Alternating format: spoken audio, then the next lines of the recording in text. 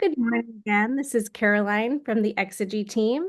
I get to work on the CiviForm project, and I'm really excited to have so many of you this morning. I think we're all the way from Brooklyn to Charlotte, Little Rock, Arkansas, Atlanta. Please feel free to say hello and say where you're joining us from as you join this morning.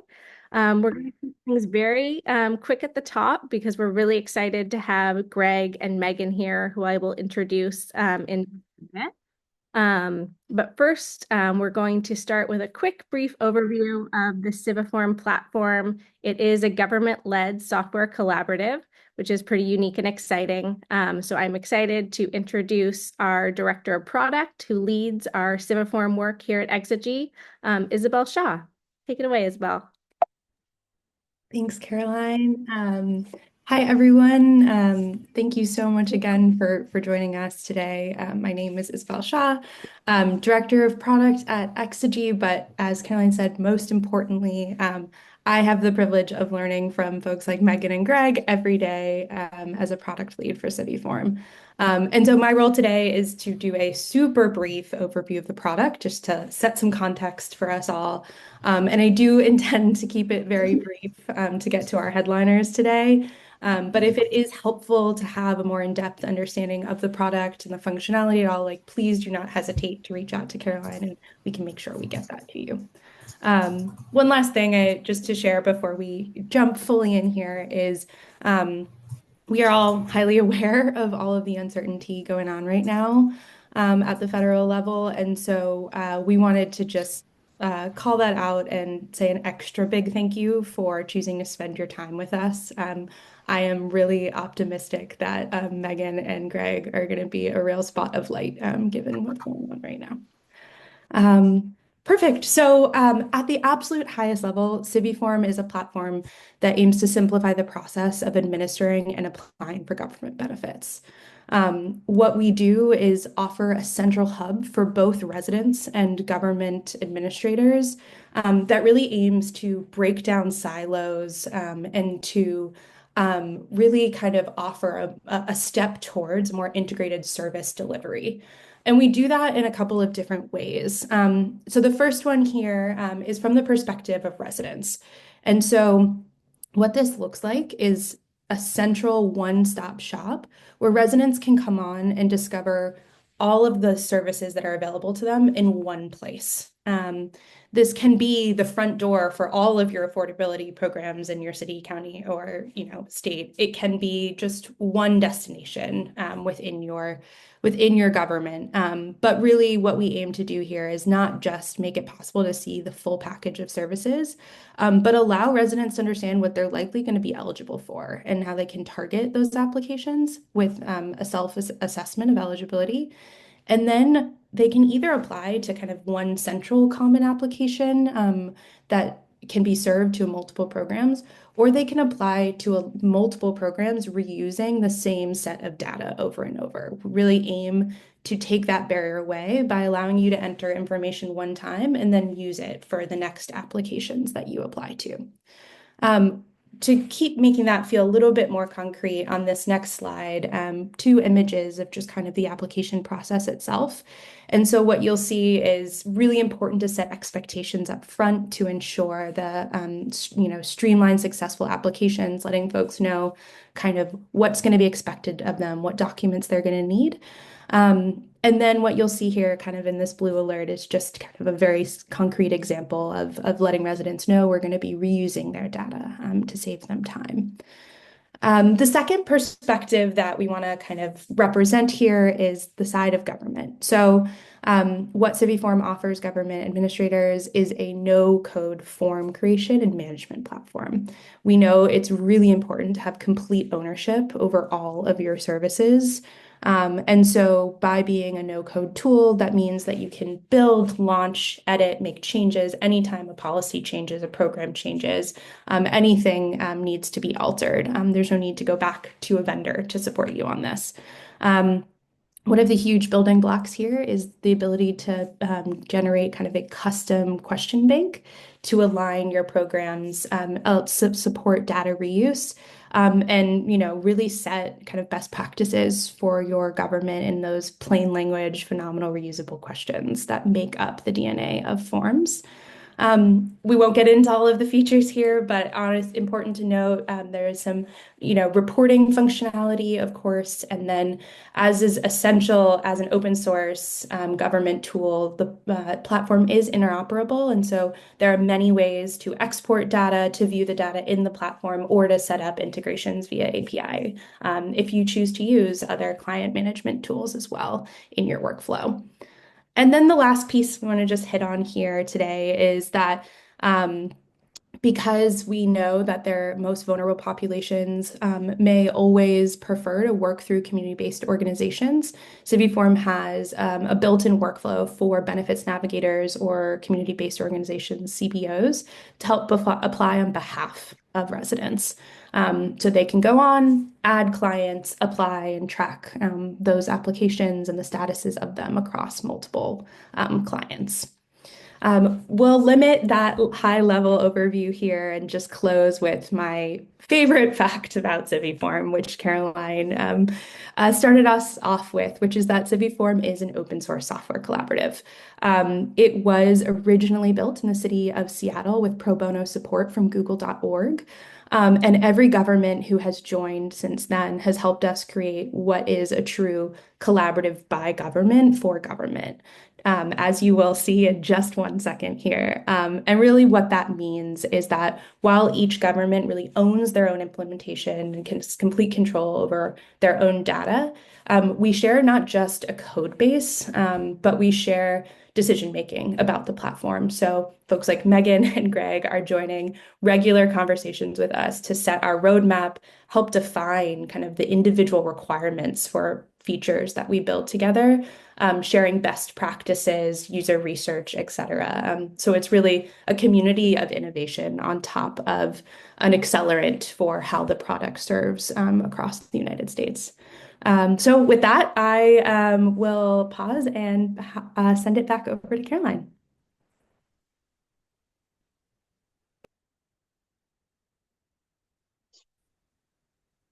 Caroline, you're muted.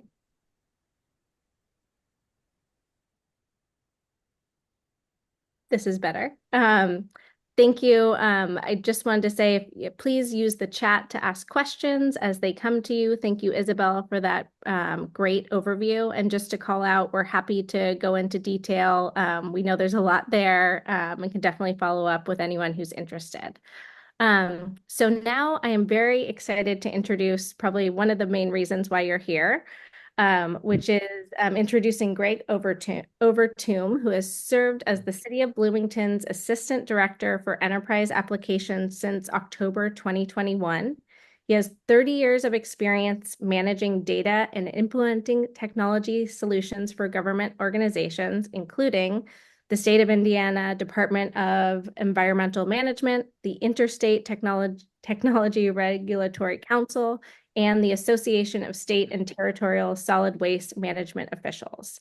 I think he'll talk a little bit about this, but given that background, we're so happy that he and Rick brought as the first city to implement after, as Isabel mentioned, Seattle created CiviForm, and to share his and the city's journey from first implementer to the current expansion phase that they are in now.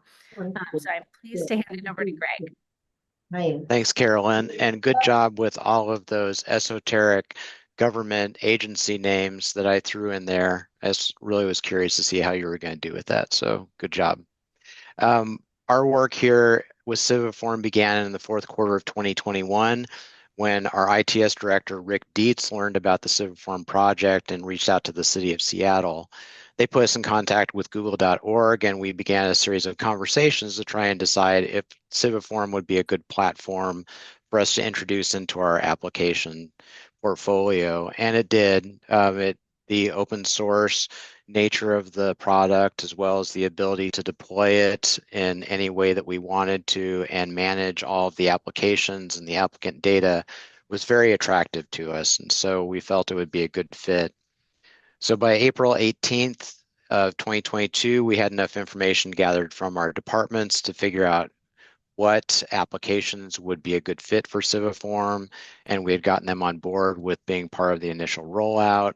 And we scheduled a kickoff meeting to get together with the Google.org fellows and start discussions on what we needed to do. In May, we actually had a 3-day on-site implementation meeting here in Bloomington. Now, that was totally unnecessary. We didn't ask for that from the city, but the Google org fellows really wanted to come here on site. It helped that it was spring. It was beautiful. The flowers were out. It was a good time to be here. And it actually turned out that being on site helped out with our form design because we were able to do some in-person user interface testing with the Google team. So the first day, we actually sat down in a room and crafted all of the applications, all 3 applications from scratch, looking at the existing paper forms and interviewing department staff who were working on the programs. And by the end of the first day, we had fully functional first drafts of all 3 program applications.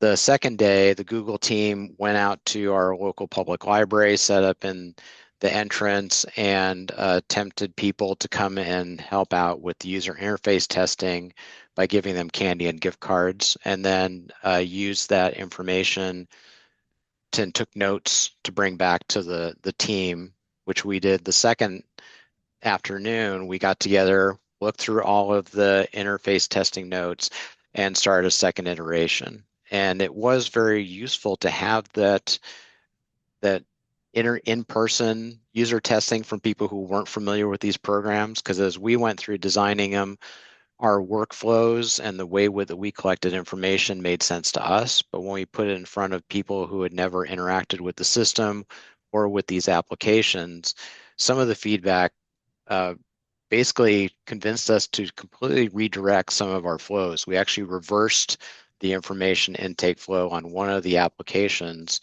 because the feedback from people was, I want you to tell me if I'm eligible right up front before you ask me who I am and other information. And that was something we hadn't really considered. We were always kind of in the mindset of collecting like demographic information and other things before we move forward with the application.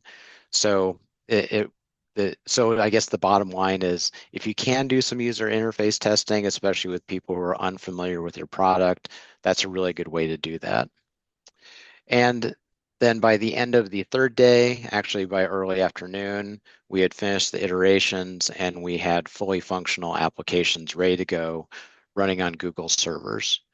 We made the decision, though, not to go live at that point because we really wanted to have it set up on our infrastructure and not have to go through 2 stages, first implementing using the Google infrastructure and then at a later date trying to migrate that to our local infrastructure.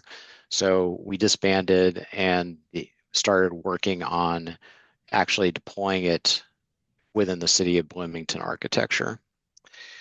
And then eventually we were able to go live on November 18th of 2022. And I'll talk about that a little bit more here on the next slide. So the deployment, there were 2 options at the time. We had originally intended to do a cloud deployment, but that was still being developed. So we chose instead to deploy it ourselves to our own infrastructure using our Kubernetes cluster and Postgres SQL as the database. We use a small Amazon AWS bucket for some storage. And so we do have a little bit of a cloud integration with this. Then we also set up Active Directory integration for our city staff and for other collaborators who are going to be authorized. And we had that set up, all that stuff set up pretty much in the first week. The problem that we faced then was what to do with external users, non-city users, the public essentially. And so we started shopping around, looking for things. We originally looked at login.gov, which is the federal government's authentication service. We really thought that would be what we wanted. But at the time, their pricing model was just too expensive for the number of applications we thought we would be getting.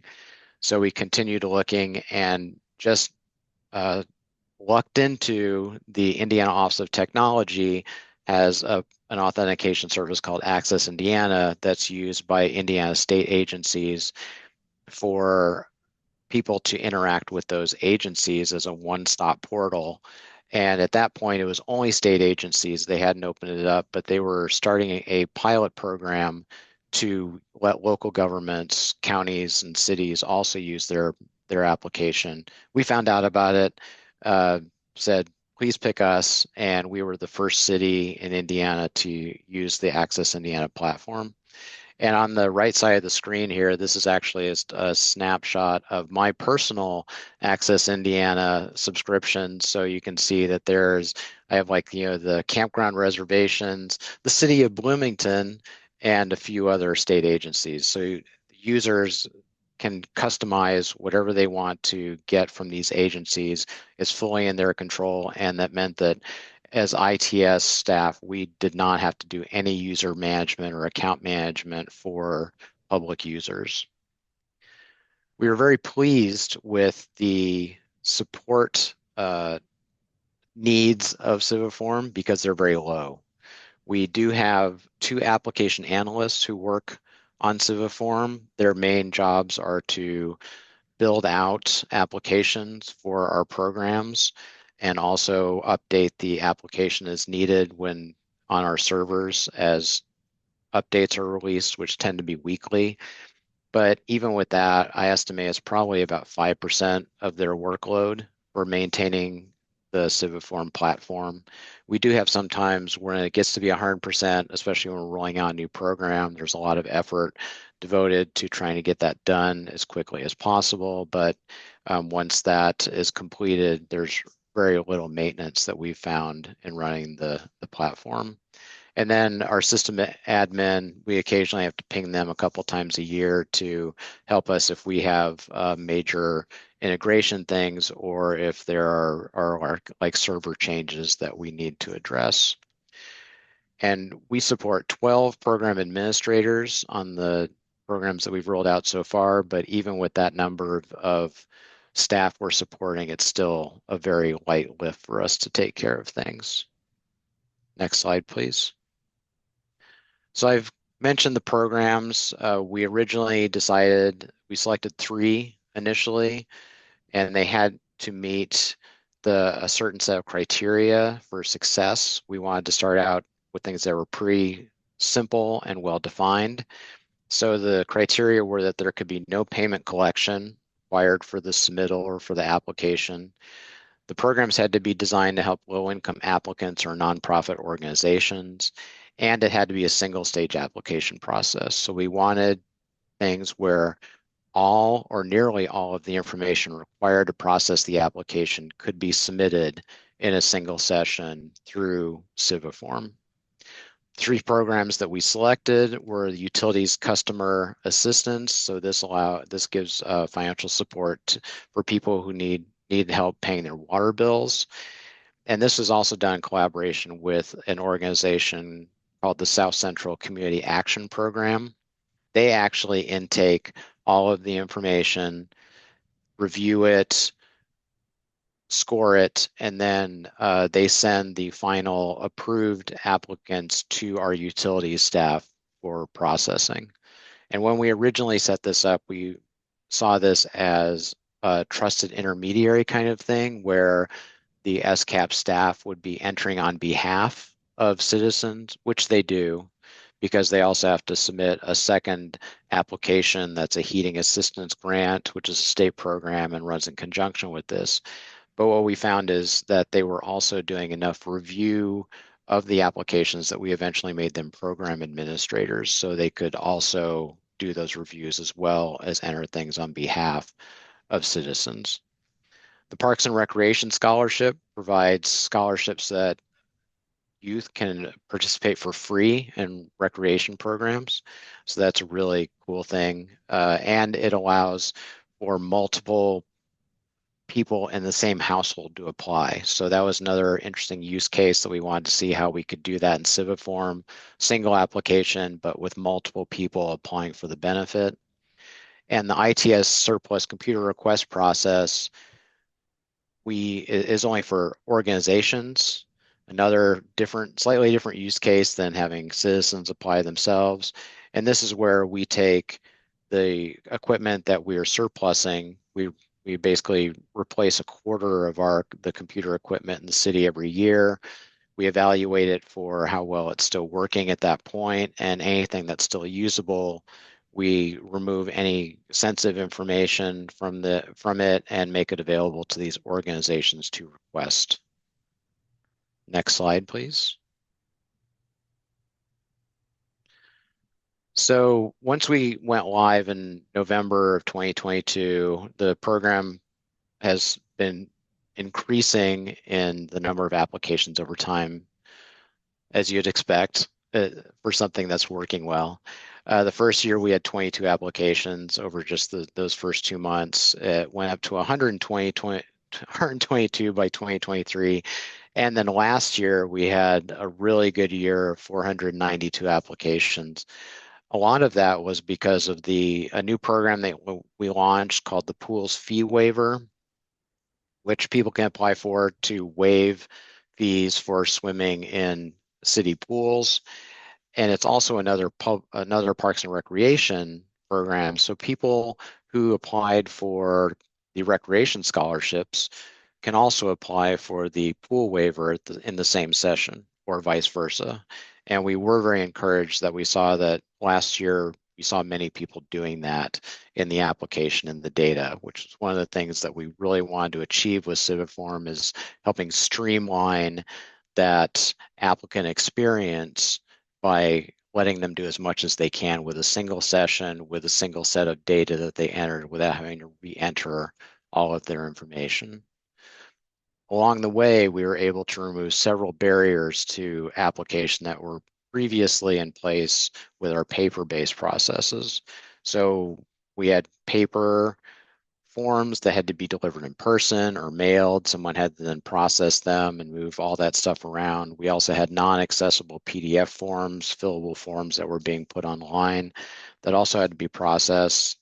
Those have been pretty much eliminated for these programs. We also had one program that required a waiver to be notarized and then delivered in person in order to apply. So we were able to remove that. And we had another program that had an application fee, but because we were moving that from paper to online, there was no longer a need to collect a fee to help with the processing. So we were able to drop the application fee from that program. Next slide, please.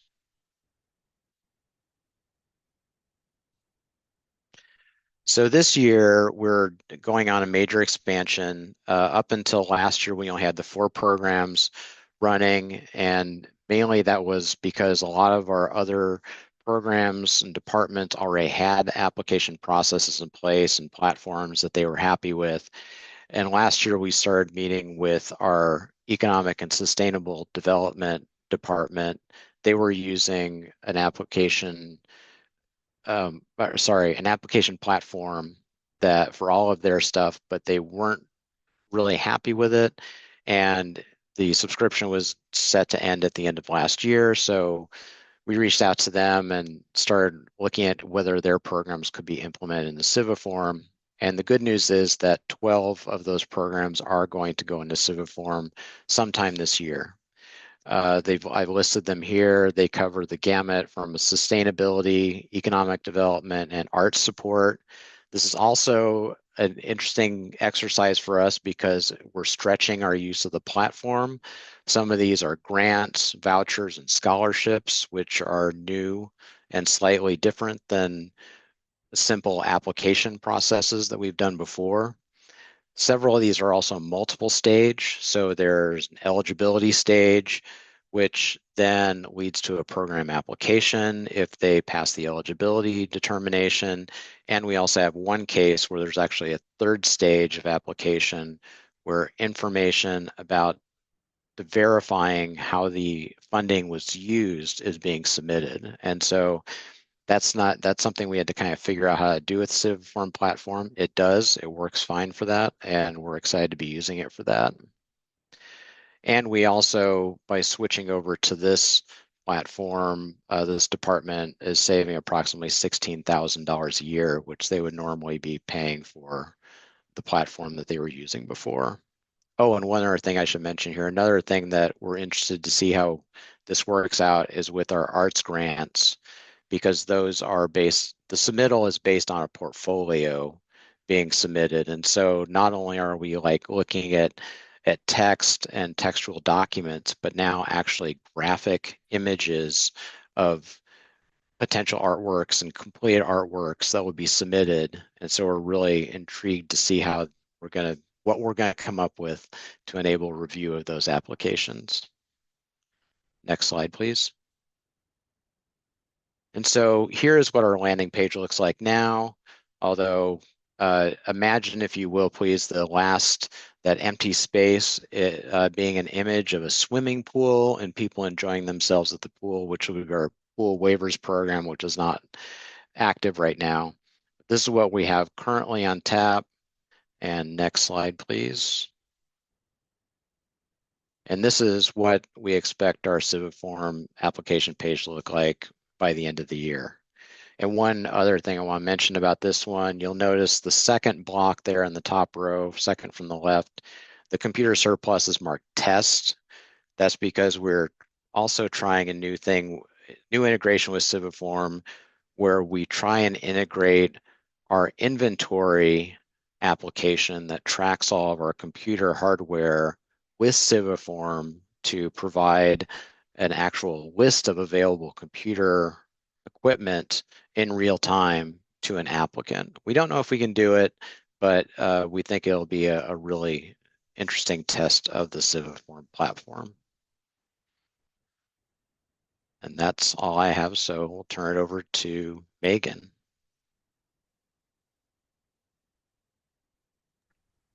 Thank you so much, Greg. I can't help but do a quick review of the last two slides because it really does illustrate, going the wrong way now, but just the expansion period that you are in right now at Bloomington is truly exciting and a testament of the internal trust building within the departments. And I see a question from Charlotta that I think kind of goes to that. So if you're okay, I'll ask it and then I will hand it over to Megan, I promise. She asked if you see a benefit for those who are happy with their application process, so internal to your government departments, and see CiviForm as an additional access point versus a replacement, or is it truly only beneficial if it is positioned as a replacement? Yeah, so what we've seen so far is the programs that we've implemented, after they've used it for a while, they've started to come to us with like new ideas on those applications and also future applications. So the feedback we've gotten is that people, once they see how the platform works, they're actually start looking actively at other things that they could possibly use it for. So it's not only been a very viable replacement, but it's actually spurred some additional improvement in our application processes among our departments. Does that answer your question? Thank you. I see a thumbs up. Awesome. Thank you. Thank you. Thank you, Greg. Okay. Well, I'm very excited to also introduce Megan. Megan leads data analytics for the Smart Cities team at the City of Charlotte. There, she supports data-driven decisions on innovation initiatives aimed at closing the digital divide, such as affordable broadband access, digital literacy programs, and civic education. I think I see some of her team members doing their awesome work on here as well. Prior to joining the City of Charlotte a year ago, Megan earned her master's degree in public policy and data analytics from Carnegie Mellon University. She is passionate about all things civic tech and is thrilled to be part of the team launching Charlotte CiviForm so that more residents can apply, find, and receive public benefits.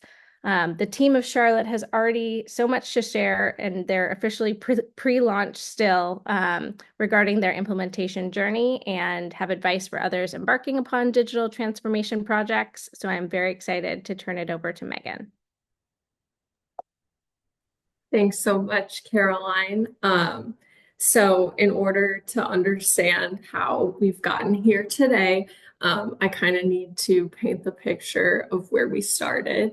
And in doing so, I need to give credit where credit is due to some of my amazing team members on this call, but also Rachel Stark, the Smart Cities founder, team founder and manager in Charlotte.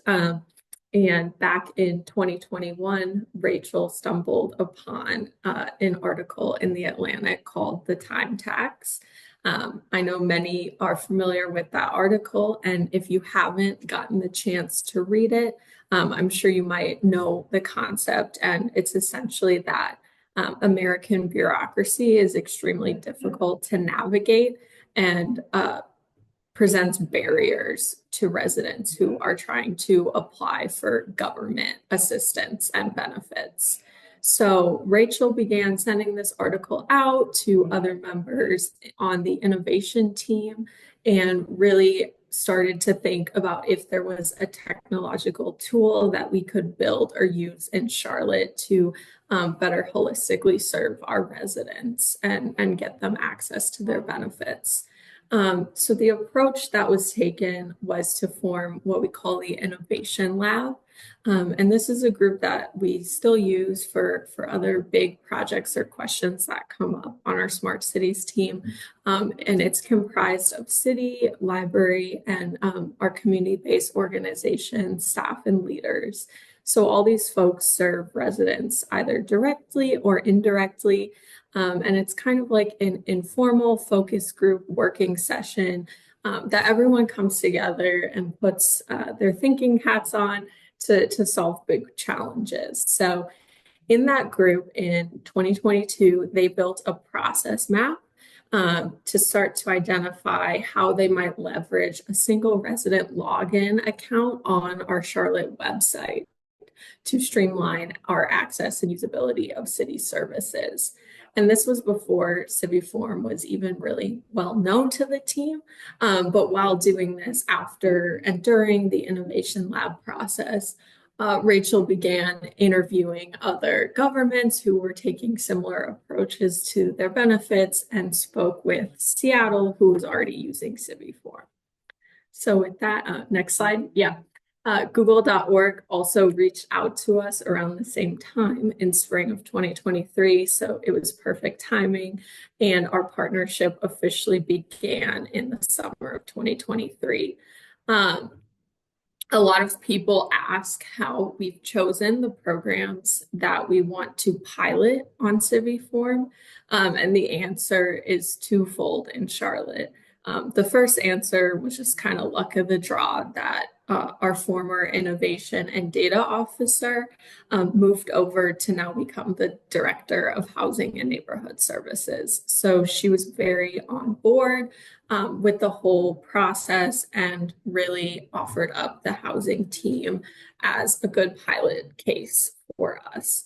It also just presented a really clear-cut use case for us because the applications are still paper copies similar to what we saw in Bloomington. And right now there's not really a formal way residents find the application. They can learn about it through word of mouth by Googling and going to our city website, or they can be referred in by our CBO partners. On the flip side of that, we also refer out to our community-based organization partners in Charlotte. So I'm talking like Habitat for Humanity and other housing assistance programs. So all of these folks came together and decided that we're going to take the one-stop shop that CiviForm presents even a step farther and try to build a universal housing application that would encompass all program requirements across all our partners and then triage everything out to the proper team. Next slide. And so I've built like a little diagram of what we're really working and striving towards in Charlotte. And I do want to give a spoiler alert that we're not quite there yet, but we've learned a lot just by mapping out the process and beginning to build like minimum viable products for launch. So the ideal scenario that we are hoping to get to fairly quickly once the site is up is that we're going to have a universal housing application. And like I said, that's going to just take the most important eligibility requirements for each housing program, like income, makeup of household, like basic facts about the house when it was built. And then we're going to have a triage team that is hopefully composed of all three of these groups on the side. But that triage team is going to review applications and then assign the application based on staffing, funding, the program that they might be the best fit for, et cetera. And the three groups that we are working with to build this system are the city housing department, the county housing department, and like I've mentioned, our community-based organization partners. So that is what we're striving for. And I can share what we are going to be launching with on the next slide. So, because everyone who works with or is in government knows that it takes some time to get to the ultimate goal or vision of the product you're working with. We have decided to just launch the three housing programs separately first. And when I say housing, I should also say one of them is housing adjacent. Our wonderful tree canopy care grant team is working very closely with the housing department as well. And some things that we've accomplished pre-launch, because when I was putting together these slides, I was thinking about all the things we've done over the past year and a half since really scaling up CiviForm. And I thought it would be worth mentioning that we do have these 5 programs on the back burner that are going to follow soon after the launch. Another cool thing about these programs is we're working with workforce and economic development staff to get some of their programs up. And they've actually been able to speak to our wonderful housing team about the triage approach. And so that's kind of planted the seeds for maybe a future workforce triage approach as well in Charlotte.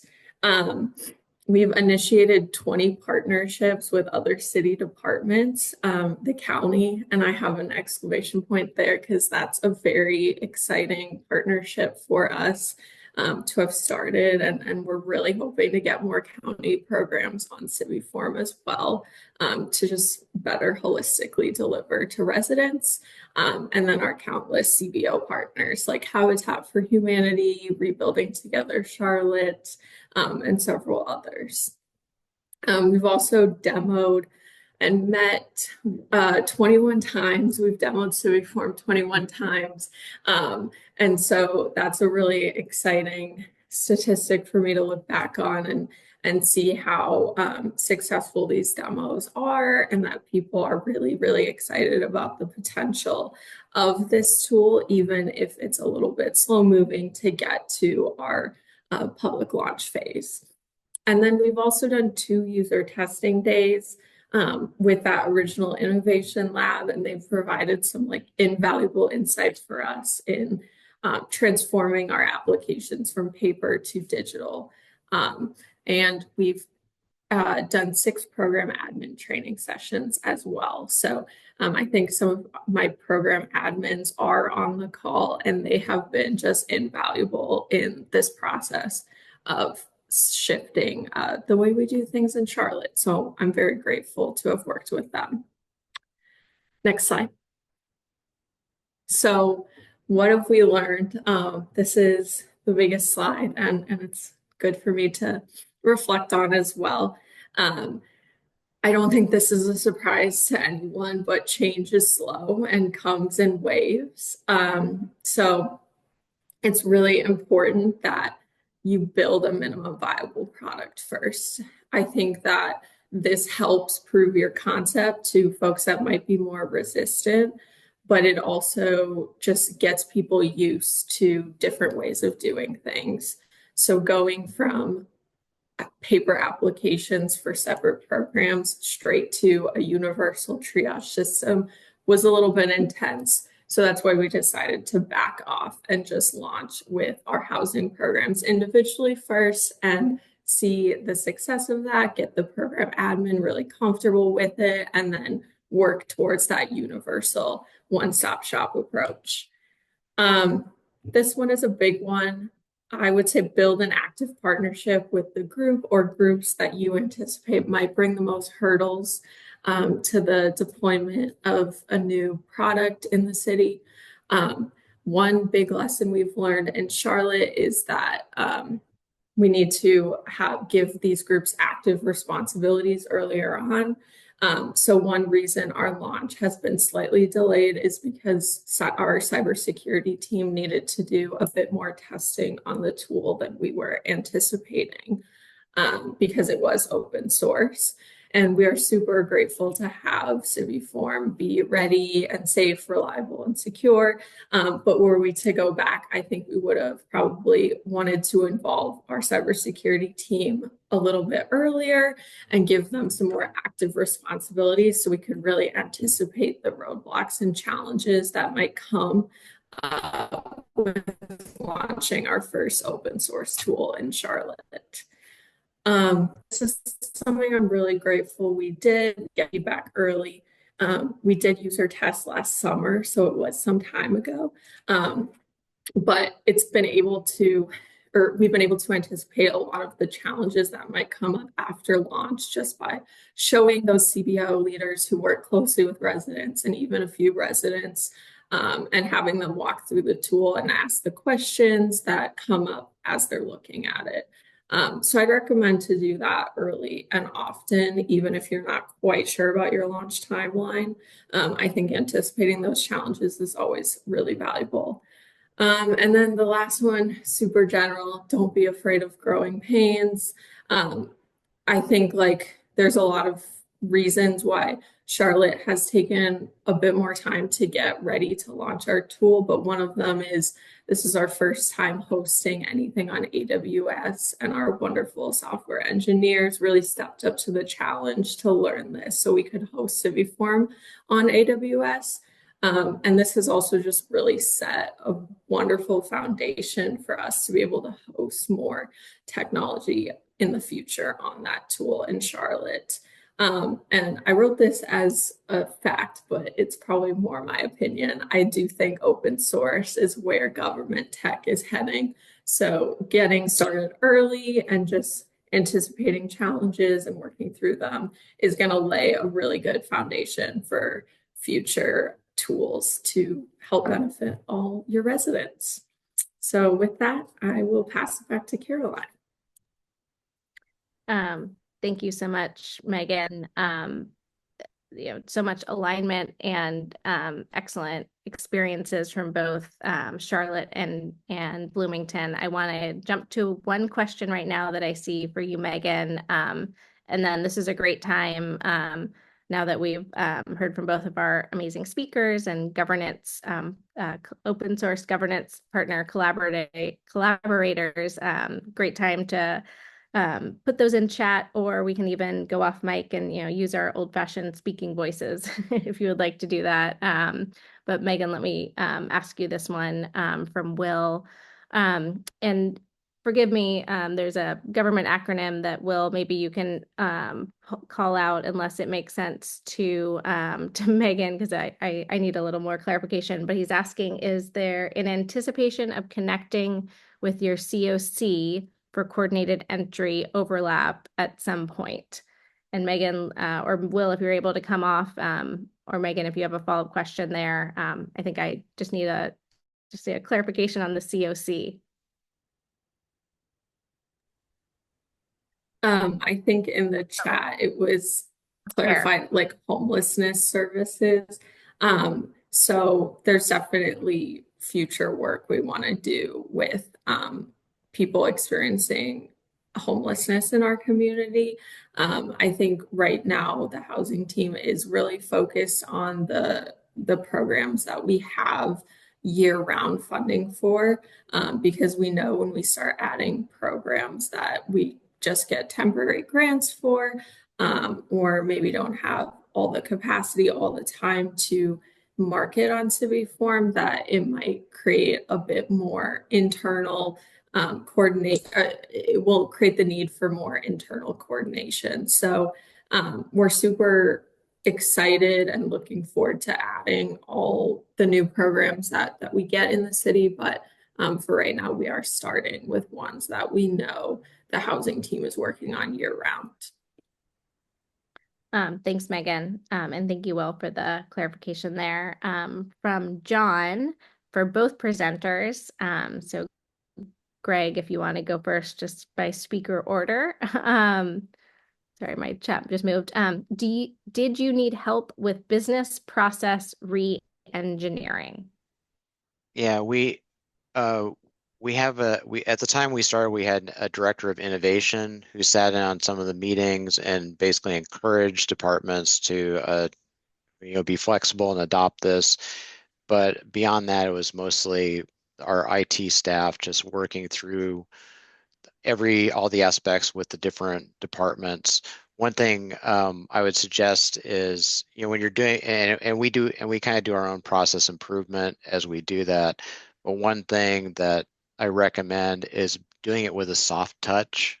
A lot of times, especially when you're transferring from a paper-based form to an online form, the thought of how you collect that information changes drastically. And a lot of these programs were very resistant to our suggestions because they really didn't understand how it would look, even when we mocked it up. But we noticed that after several months of them using the applications, they would come back to us with, hey, is it possible for it to do this, with their own ideas of making it better, which align better with the technology. So, encourage people to change their processes, to give them suggestions, but don't be too hard-edged about it. Make sure that you allow them to kind of discover it themselves and give them that flexibility. And also, because of that, you need to be aware that when you launch something like this, you need to be kind of in a heightened state of support for the first few months or first year to help enable those changes that they ask for pretty rapidly to keep them engaged. Thank you, Greg. Megan, do you have thoughts to add here? I think very similar to Greg. There's been a lot of not necessarily changes, but just a lot of internal discussions we've had to have about our processes, because we've never used open source in Charlotte. So any business requirements or processes we had in place might not quite align with the open source world. So we're kind of doing what I like to say is building the plane as we fly it, which is a lot of innovation work in government. We're just kind of moving along until we face a hurdle, and then we try to address it as best we can. But I wouldn't say there's been any huge roadblocks so far. And like I mentioned, we had never used AWS. So I guess you could say that was like a change in how we were implementing technology this time around. Just to quote back Megan's words that I've heard her say in a different venue in response to this too, just the explanation of the process that the city is going through, as giving them a playbook for the next project, which was simple, and sometimes simple is good for my brain. Nadia asks, I'm curious if it was primarily, I think this is for Megan, primarily administrative hurdles to developing the universal application, for example, staffing for triaging and redirection, and the complexity of eligibility rules, just to name a few, or if you ran into more key technical challenges. So I think the staffing question I'm gonna not answer quite yet, since we are still figuring out how that's gonna work, and we're still having conversations, which is why we're not quite launching with that.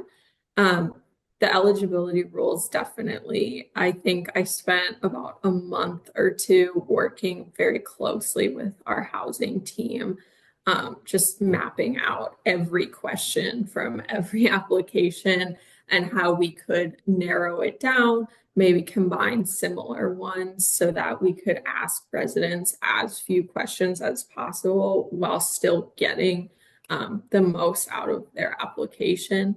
Um, One thing to note too is I think everyone's aware that housing programs tend to have pretty strict income requirements. So even though we've gotten the housing team to simplify the process for asking income on the application on CiviForm, there is still going to be a process behind the scenes where they have to verify income. And that's just because of where the funds are coming from.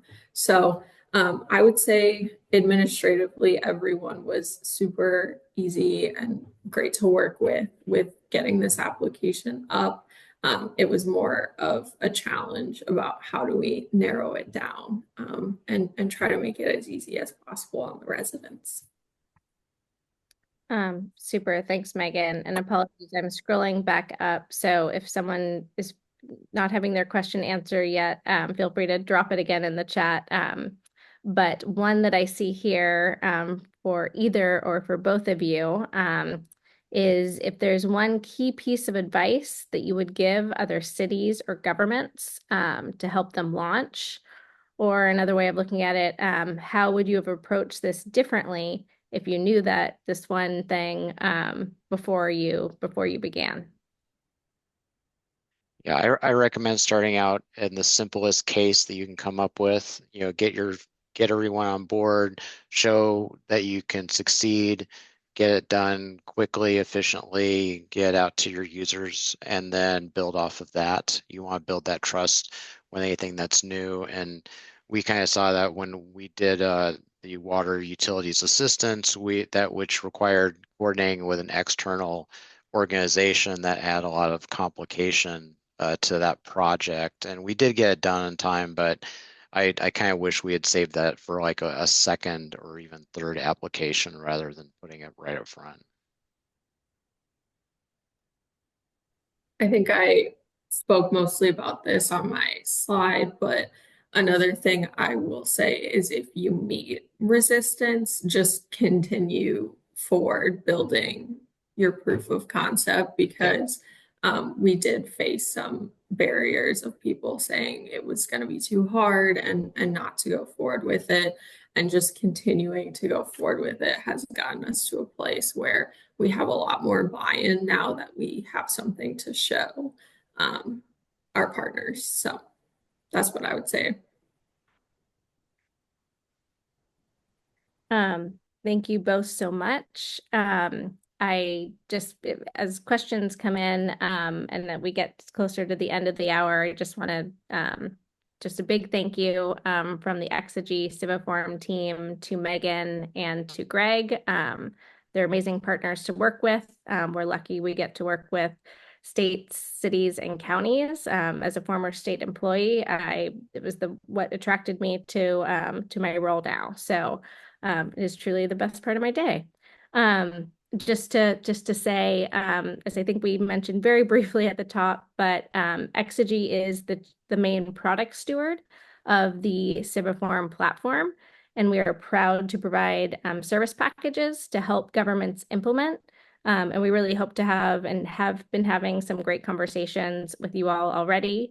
And if you are not already in touch with myself or with Greg or with Megan, they are all lovely, and all of our emails are listed here. We'll also send an email out to everyone. I'll give a sneak peek that the civiform.us website will be updated in days, maybe even a week soon. So it's a great resource to look to and especially to dive into some of the more technical documentation if you're interested in that.